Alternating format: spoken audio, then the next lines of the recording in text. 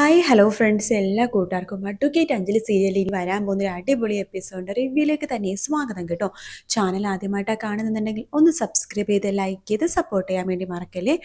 അങ്ങനെ നമ്മുടെ അഞ്ജലിനെ കാണാൻ വേണ്ടി കുഞ്ഞപ്പനും മധുവും കൂട്ടരും എല്ലാവരും നമ്മുടെ ശംഖുചക്രത്തിലേക്ക് വരുക കേട്ടോ. അവിടെ അവർ ആദ്യമേ കാണുന്നത് തന്നെ നന്ദിനിനെയും ഇന്ദുവിനെയാണ്. അവർ തമ്മിൽ ചെറിയ വാക്ക് തർക്കങ്ങളൊക്കെ ഉണ്ടാവുന്നുണ്ട്. അത് കണ്ടുകൊണ്ട് അവിടെ അനുപമ വരുന്നുണ്ട്. അനുപമയും ചോദിക്കുന്ന ചോദ്യം, നിങ്ങൾ എന്തിനാ ഇവിടേക്ക് വന്നതെന്നാണ്.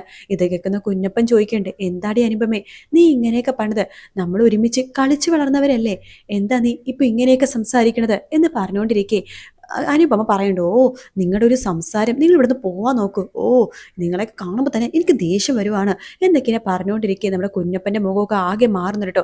ഇന്ദു പറയണ്ടോ, ഓ സംസ്കാരമില്ലാത്തവർ, ലോ ക്ലാസ്, നിങ്ങളൊക്കെ എന്തിനാ ഇങ്ങോട്ടേക്ക് കയറി വന്നത്?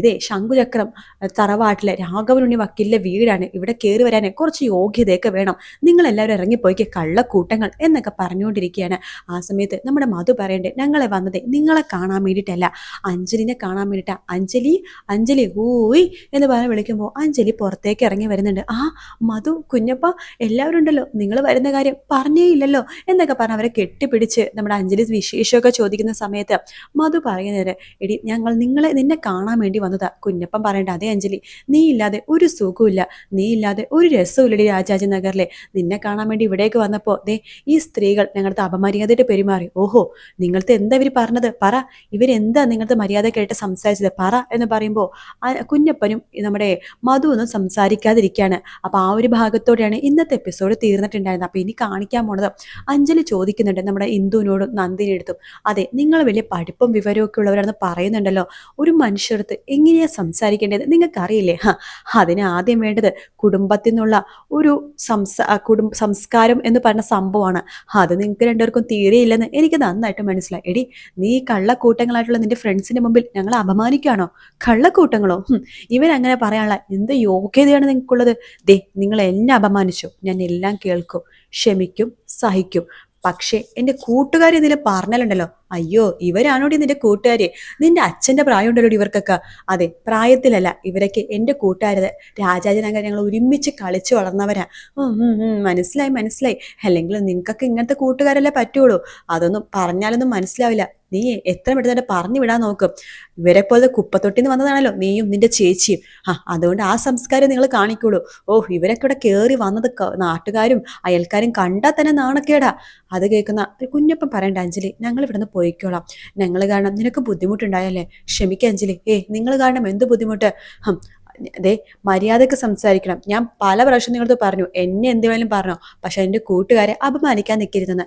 ഇത് കേട്ട് അനുപമ അവിടേക്ക് വരുന്നുണ്ട്. എടി മര്യാദക്ക് ഇടുന്ന് പറഞ്ഞു വിടാൻ നോക്കിടി ഇവരെ, എന്നെയും കൂടി നീ നാണം കെടുത്തോല്. ദേ ചേച്ചിയാണെന്ന് ഞാൻ നോക്കില്ല, വേഷം കെട്ട് വർത്താനം പറഞ്ഞാലുണ്ടല്ലോ എന്ന് പറയുമ്പോൾ അനുപമ ഒന്നും മിണ്ടാതിരിക്കുകയാണ്. ആ സമയത്ത് മധു പറയണ്ട, വേണ്ട അഞ്ജലി, ഞങ്ങൾ കാരണം ഇവിടെ ഒരു പ്രശ്നം നിനക്ക് ഉണ്ടാവണ്ട, നിന്നൊന്ന് കാണണമെന്നുണ്ടായിരുന്നു, കണ്ടു അത്രമാത്രം. അല്ല ഞാൻ ചോദിക്കട്ടെ, അച്ഛനും അമ്മക്കൊക്കെ സുഖമാണോ? അവർക്ക് എന്ത് സുഖം, നിന്നെ അവിടെ നിന്ന് പറഞ്ഞയച്ചപ്പോഴേക്കും അവർക്ക് സമാധാനം കിട്ടിയിട്ടുണ്ടാവും എന്ന് എന്തു പറയുമ്പോഴേക്കും അഞ്ജലി പറയണ്ടേ, ഞാൻ നിങ്ങളുടെ പലവട്ടം പറഞ്ഞു, ഞാൻ നിങ്ങളുടെ സംസാരിക്കാൻ വന്നോ, ഞാൻ എൻ്റെ ഫ്രണ്ട്സിനോടല്ലേ സംസാരിക്കണത്. ശരി ശരി, നീ ഫ്രണ്ട്സിന്റെ ഗേറ്റിന്റെ അപ്പുറത്ത് നിന്ന് സംസാരിച്ചോ, ഇപ്പുറത്ത് നിന്ന് സംസാരിക്കേണ്ട. മധു പറയണ്ടേ, വേണ്ട അഞ്ജലി ഞങ്ങൾ പൊയ്ക്കോളാം, എല്ലാവരും സുഖമായിട്ടിരിക്കുന്നു അഞ്ജലി, ശരിയെങ്കിൽ ഞങ്ങളെന്നാ പൊയ്ക്കോട്ടെ എന്നൊക്കെ പറഞ്ഞുകൊണ്ടിരിക്കെ അവിടേക്ക് അർജുൻ ചീറിപ്പാഞ്ഞു വരുവാട്ടോ വണ്ടിയിലെ. അഞ്ജലി തനിക്ക് കുഴപ്പമൊന്നുമില്ലല്ലോ അല്ലേ? എനിക്കെന്ത് കുഴപ്പം, എനിക്കൊരു കുഴപ്പമില്ല. ഇതാര് കുഞ്ഞപ്പനും മധു വയ്ക്കോ, വാ വാ എല്ലാവരും കയറി വാ എന്ന് പറയാണ്. നിങ്ങൾ ആദ്യമായിട്ടല്ലേ വീട്ടിൽ വരുന്നത്, വാ. അയ്യോ വേണ്ട സാറേ, ഞങ്ങൾക്ക് കിട്ടേണ്ടതൊക്കെ കിട്ടി, നന്നായിട്ട് നിങ്ങളുടെ വീട്ടുകാർക്ക് നന്നായിട്ട് ആൾക്കാർ വരുമ്പോൾ പെരുമാറാൻ നന്നായിട്ട് അറിയാം, അതുകൊണ്ട് ഞങ്ങൾക്ക് വയറ് നിറച്ച് കിട്ടി. അങ്ങനെ പറഞ്ഞാലൊന്നും ശരിയാവില്ല. ദേ ഇവരെന്തിലെ പറഞ്ഞത് കേട്ട് നിങ്ങൾ അത് കേട്ട് മിണ്ടാതിരിക്കൊന്നും വേണ്ട, നിങ്ങൾ തിരിച്ച് നല്ല മറുപടി പറയണം. കുഞ്ഞപ്പ മധു എല്ലാവരും കയറി വാ, എല്ലാവരും കയറി വാ. ഇതേ ഇവരുടെ വീട് മാത്രമല്ല എൻ്റെ വീടും കൂടിയാ. എൻ്റെ വീടെന്ന് പറഞ്ഞാൽ അതെ ഈ അഞ്ജലിയുടെ വീട്, എൻ്റെ ഭാര്യയുടെ വീട്, നിങ്ങളും കൂടി കയറി വന്നേ എന്ന് പറഞ്ഞിട്ട് എല്ലാവരെയും വിളിച്ച് അകത്തേക്ക് കയറ്റുവാണ് നമ്മുടെ അർജുൻ കേട്ടോ. ഇത് കാണുമ്പോഴേക്കും ഇന്ദുവിനും നന്ദിനിക്കൊക്കെ ചൊറിഞ്ഞ് കയറണോ, കള്ളക്കൂട്ടങ്ങൾ അകത്തേക്ക് വിളിച്ചു വരുത്തി. ഇനി ആ ഗ്ലാസ്സിലും പ്ലേറ്റിലൊക്കെ തിന്നാൻ കൊടുത്തു കഴിഞ്ഞാൽ അതൊക്കെ നശിപ്പിച്ച് കളയണം എന്ന് നമ്മുടെ അനുപമയും അതുപോലെ തന്നെ ഇന്ദു നന്ദിനിയൊക്കെ പറയുന്നുണ്ട്. അങ്ങനെ നമ്മുടെ അഞ്ജലി അവർക്ക് കുടിക്കാനും കഴിക്കാനൊക്കെ എടുത്ത് കൊടുക്കുന്നുണ്ട്. അപ്പോൾ അവരൊന്നും അവർ വേണ്ട, ഇതൊന്നും കഴിക്കുന്നില്ല, ഞങ്ങൾ കഴിച്ചു കഴിഞ്ഞാൽ നിങ്ങൾ ഇവിടുത്തെ ആൾക്കാർക്കൊന്നും ഇഷ്ടമാവില്ല എന്നൊക്കെ പറഞ്ഞുകൊണ്ടിരിക്കും. മുത്തശ്ശിയൊക്കെ അവിടെയൊക്കെ വരുന്നുണ്ട്. ആഹാ, ഇത് ആരൊക്കെയാ, അഞ്ജലിക്കുട്ടിയുടെ കൂട്ടുകാരാണോ എന്നൊക്കെ പറഞ്ഞ് അവരെ പരിചയപ്പെടാട്ടോ. അങ്ങനെ ആ വീട്ടിൽ കുറച്ച് നല്ല ആൾക്കാരെ കാണുമ്പോൾ കുഞ്ഞപ്പനും മധുവിനൊക്കെ സന്തോഷമാവാണ്. അങ്ങനെ നമ്മുടെ ചെറിയമ്മയൊക്കെ അവരെ പരിചയപ്പെടുന്നുണ്ട്. അവിടെ കുട്ടികളൊക്കെ പരിചയപ്പെടുമ്പോൾ അവർക്ക് സന്തോഷമാവാണ്. ശരി അഞ്ജലി, ഈ വീട്ടിൽ നല്ല ആൾക്കാരുണ്ടെന്ന് മനസ്സിലായി, എന്തായാലും ഞങ്ങൾക്ക് സന്തോഷമായി, ഞങ്ങൾ പോകുവാണെന്ന് പറഞ്ഞിട്ട് കുഞ്ഞപ്പനും നമ്മുടെ മധുവൊക്കെ അവിടെ നിന്ന് ഇറങ്ങി പോകുമ്പോഴേക്കും അഞ്ജലിയുടെ കണ്ണ് നിറയാട്ടോ. അങ്ങനെ അവരവിടെ നിന്ന് പോയി കഴിയുമ്പോഴേക്കും നമ്മുടെ ഇന്ദുവിനെയും നന്ദിനെയും പൊരിച്ചടക്കാണ് അഞ്ജലി. ദേ, അവരുടെ മുമ്പിൽ ഞാൻ അധികം നിങ്ങളെ നാണം കെടുത്താതിരുന്നതാണ്. അവർക്കുള്ള സംസ്കാരം പോലും നിങ്ങൾക്കില്ലല്ലോ. എടി, സംസ്കാരം എന്ന് പറഞ്ഞതേ കുറച്ച് നാവിന്റെ ലൈസൻസാ. അവരെന്ത് വൃത്തികെട്ട വർത്തമാനമാണ് ഇവിടെ പറഞ്ഞത് നിനക്കറിയാവോ? ഇതുപോലത്തെ കൂട്ടുകാരെ ഇനി മേലാൽ ഇവിടെ സംസാരിക്കരുത്. നിനക്ക് സംസാരിക്കണമെങ്കിൽ നിനക്ക് പോകാം രാജാജി നഗർ എന്ന് പറഞ്ഞ കോളനിയിലേക്ക്, എന്നിട്ട് അവിടെ പോയി സംസാരിക്കാം. ഇവിടെ അങ്ങനത്തെ സംസാരം, ഇങ്ങനത്തെ ആൾക്കാർ വന്നാൽ ഞങ്ങൾക്ക് നാണക്കേടാണ് എന്ന് പറയുമ്പോൾ അർജുൻ പറഞ്ഞിട്ട്, അമ്മേ നമുക്ക് കുറച്ച് ഉളുപ്പില്ലേമേ, ഈ പണവും സ്വത്തും സമ്പാദ്യമൊക്കെ ഇല്ലാതാവാനേ ഒരു സെക്കൻഡ് ദൈവം ഒന്ന് കണ്ണടച്ചാൽ മതി, എല്ലാം ഇല്ലാതാകും. അവർ പാവപ്പെട്ടവരുടെ ജനിച്ചത് അവരുടെ കുഴപ്പം കൊണ്ടല്ല, നിങ്ങൾ പണക്കാരുടെ ജനിച്ചത് നിങ്ങളുടെ കുഴപ്പം കൊണ്ടാണ്. അതുകൊണ്ടാണ് നിങ്ങൾക്ക് സംസ്കാരം ഇല്ലാത്തത്. ഇന്നല്ലെങ്കിൽ നാളെ ഇതൊക്കെ നഷ്ടപ്പെടുമ്പോഴേ നിങ്ങൾക്ക് അതിന്റെ വില മനസ്സിലാവുള്ളൂ. അവരൊക്കെ അധ്വാനിച്ച് ജീവിക്കുന്ന ആൾക്കാരാണ് എന്നൊക്കെ പറഞ്ഞിട്ട് അർജുനും അകത്തേക്ക് കയറി പോകും കേട്ടോ. അതിനുശേഷം അഞ്ജലിക്കും ആകെ വിഷമമാണ്. അഞ്ജലി അടുക്കളയിൽ നിന്നിട്ട് ആകെ പൊട്ടിക്കരയാട്ടോ, തൻ്റെ കൂട്ടുകാർക്ക് ഈ ഒരു ദുരനുഭവം ഉണ്ടായല്ലോ എന്ന് ആലോചിച്ചിട്ട്. അങ്ങനെ കുഞ്ഞപ്പനും അതുമൊക്കെ തിരിച്ച് നമ്മുടെ രാജാജി നഗറിലേക്ക് വരുന്നുണ്ട്.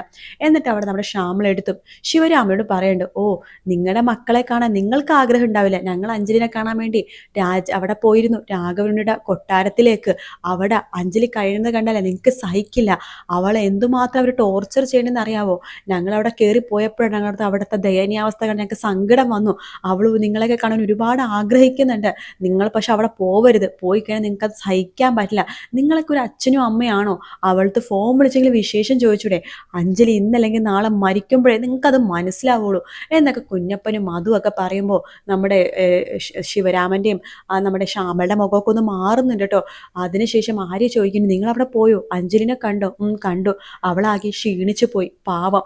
അവിടെ ഒരു തള്ളയുണ്ട്, അർജുൻ്റെ അമ്മയാണെന്നാ പറഞ്ഞത്. എന്തൊരു സ്ത്രീ അവര്, അഹങ്കാരത്തിന് കയ്യും കാലും വെച്ച സാധനം. അവർക്ക് പറ്റിയ വേറൊരു സ്ത്രീയുണ്ട്, പക്ഷെ എങ്കിലും നല്ല മനുഷ്യരവിടെ ഉണ്ട് കേട്ടോ. അവിടെ ഒരു മുത്തശ്ശിയുണ്ട്, അർജുൻ്റെ മുത്തശ്ശി. എന്ത് നല്ല മുത്തശ്ശിയ. പിന്നെ കുഞ്ഞമ്മ, രമ്യ കുഞ്ഞമ്മ, അവിടുത്തെ കുട്ടികള്, ഗോവിന്ദൻ എന്ന് പറഞ്ഞ അവരുടെ എന്താണ് ചെറിയച്ഛൻ, എല്ലാവരും നല്ലവരാ. പക്ഷെ മോശം ആൾക്കാരും ഉണ്ട്. പിന്നെ ഏറ്റവും മോശപ്പെട്ടത് വേറെ ആരുമല്ല, ആ അനുപമ. എന്തായിരുന്നു അവളുടെ ഒരു അഹങ്കാരം? നിലത്തൊന്നല്ലായിരുന്നു, മുകളിലായിരുന്നു, ആകാശത്ത്. ഒന്നും പറയണ്ട, ഇനി എന്തായാലും ഞങ്ങൾ അവിടേക്ക് പോകുന്നില്ല എന്ന് പറഞ്ഞിട്ട് അവരെല്ലാവരും അവിടെ നിന്ന് പോവാട്ടോ. ആര്യ പറയണ്ട്, എന്തൊക്കെയാ അമ്മായി കേൾക്കണത്? ഞങ്ങൾ പറഞ്ഞില്ലേ നിങ്ങൾക്ക് എല്ലപ്പോഴെങ്കിലും ആ അഞ്ജലിനൊന്ന് വിളിച്ചൂടെ? പാവം, അവൾ നിങ്ങളുടെ സ്വരം കേൾക്കാൻ വേണ്ടി കാത്തിരിക്കുകയായിരിക്കും എന്നൊക്കെ പറയുമ്പോൾ ശ്യാമള ശിവരാമൻ അറിയാതെ അഞ്ജലിനെ ഫോൺ വിളിച്ച് സംസാരിക്കുന്ന ഭാഗമൊക്കെയാണ് നമ്മൾ ഇനി കാണാൻ വേണ്ടി പോകുന്നത് കേട്ടോ. എന്തായാലും ഇന്നത്തെ വീക്കെൻഡ് പ്രൊമോ അടിപൊളി പ്രൊമോ തന്നെയായിരിക്കും. അതിൻ്റെ റിവ്യൂ എന്തായാലും ഇടുന്നതായിരിക്കും. വീഡിയോ ഇഷ്ടപ്പെട്ടാൽ ലൈക്ക് ചെയ്യുക, സബ്സ്ക്രൈബ് ചെയ്യുക, കമൻറ്റ് ചെയ്യുക. മറ്റൊരു വീഡിയോ ആയിട്ട് കാണാം. Take care, bye bye.